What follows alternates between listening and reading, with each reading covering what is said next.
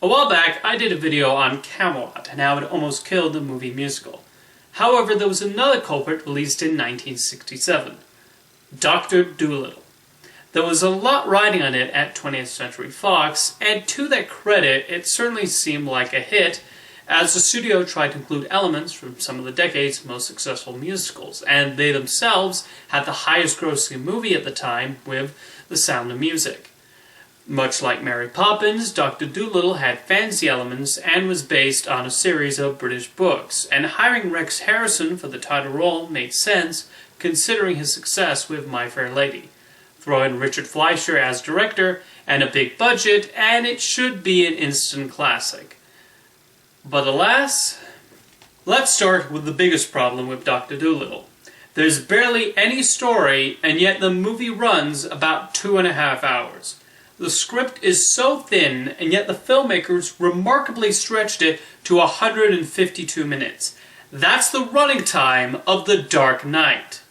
The first half of the film mostly revolves around Dr. Dolittle learning how to talk to the animals, and then meeting up and interacting with a local boy and Anthony Newley. The movie throws in a lot of little subplots that mostly exist to stretch out the runtime, because I guess that was the accepted length of movie musicals at the time. At 90 minutes, it would have been a cute, if very flawed, family musical. But at its current length, it really starts to test one's patience. The other big issue is that the songs contribute nothing to the plot, which is one of the worst things a musical can do.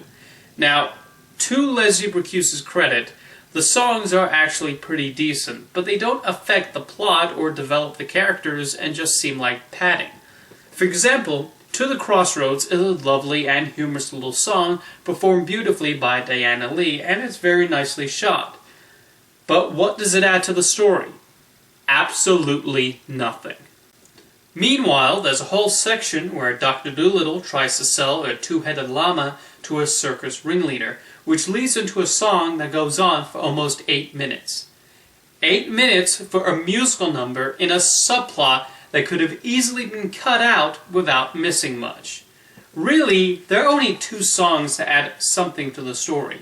One is the most famous tune, Talk to the Animals, in which Dolittle learns to communicate with animals. The other song that actually helps develop character is Like Animals, where Dolittle argues his case for treating animals with respect. In addition to the good lyrics, it allows us to sympathize with Dolittle and serves as a good defense when he's under trial. And if you think Leslie Bricuse does not deserve some blame for having to write so many pointless songs, it's worth pointing out that he also wrote the screenplay. The best scenes are probably those where Dolittle is treating his human patients like animals, and it's made for laughs and does an okay job of delving into Dolittle's quirky and eccentric personality. However, we waste so much time on him interacting with a young boy named Tommy and his best friend Matthew, who have very little dimension to them and just seem to exist so Dolittle can have others to talk to besides the animals, when really him dealing with people opposed to his behavior would have been fine enough. Emma falling for him lacks a lot of development, and one wonders why that's even included, as it does not really add much to either character. It results in a lot of dull scenes as we follow these superfluous secondary characters around. Remarkably, the second act is even more boring when they go to an island so Dolittle can search for a pink sea snail. And they stay on the island forever and ever and ever. The main conflict involves a volcano planning to erupt and Dolittle trying to make the island move. And it's not the least bit riveting. The final result is a movie that's too long and boring when the potential existed for a charming and light little musical adventure. And let's just say, when the movie was released, the reaction was not good. The movie was a huge box office flop, costing about $17 million, which was a lot of money in the 1960s, and making only $9 million.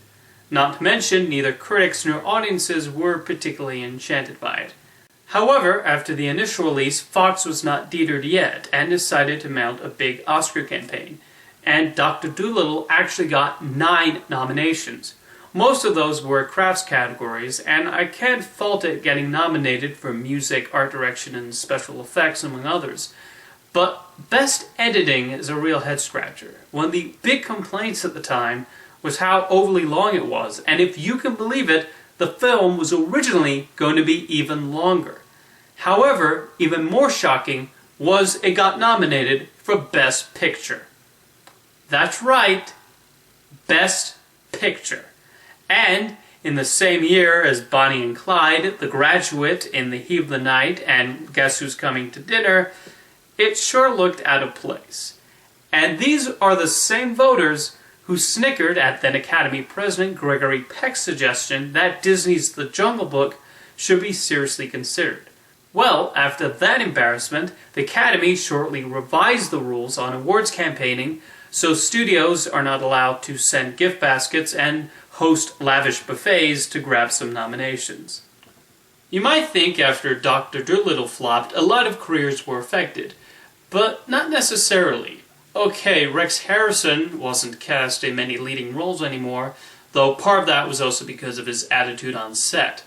However, Richard Fleischer was still hired to direct future projects, Leslie Recuse had a successful career as a songwriter, and producer Arthur P. Jacobs was in charge of the Planet of the Apes movies. However, the person who most benefited from Dr. Dolittle was, believe it or not, George Lucas. How? Well, Fox was so confident in the film's success, they spent a lot of money on merchandise, which ultimately did not sell. Thus, the studio became uninterested in pursuing that ancillary market.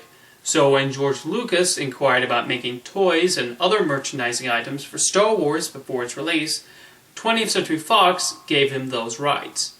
The huge success of Star Wars meant that Lucas made a lot of money off of the action figures and other paraphernalia, effectively making him a millionaire, and thus giving him the money to build his empire and fund the other Star Wars movies himself, and giving him complete ownership of the characters and universe. So, when you go and see Star Wars The Force Awakens this December, remember to not only thank J.J. Abrams, Disney, and George Lucas, but Dr. Dolittle as well.